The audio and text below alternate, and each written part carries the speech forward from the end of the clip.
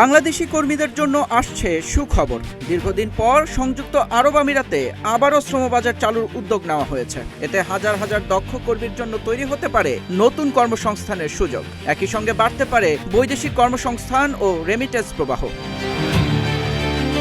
সম্প্রতি সংযুক্ত আরব আমিরাতের একটি স্বনামধন্য প্রতিষ্ঠানের উচ্চ পর্যায়ের প্রতিনিধি দল প্রবাসী কল্যাণ ও বৈদেশিক কর্মসংস্থান মন্ত্রণালয়ের প্রতিমন্ত্রী মোহাম্মদ নুরুল হক নূরের সঙ্গে সাক্ষাৎ করেন। ARM গ্রুপের সহযোগী প্রতিষ্ঠান বসুন্ধরা এমপ্লয়মেন্ট সার্ভিসেসের উদ্যোগে অনুষ্ঠিত হয় এই বৈঠকে দক্ষ জনশক্তি নিয়োগ এবং শ্রমবাজার সম্প্রসারণ নিয়ে ইতিবাচক আলোচনা হয়।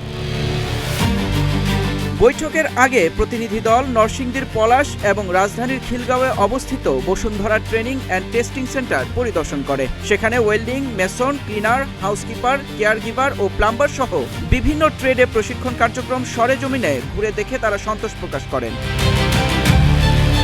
প্রবাসী কল্যাণ প্রতিমন্ত্রী জানান, আগামী 5 বছরে 1 কোটি দক্ষ জনশক্তি গড়ে তোলার লক্ষ্য নিয়ে কাজ করছে সরকার। তিনি বলেন, সংযুক্ত আরব আমিরাতের চাহিদা অনুযায়ী দক্ষ কর্মী সরবরাহে বাংলাদেশ সম্পূর্ণ প্রস্তুত।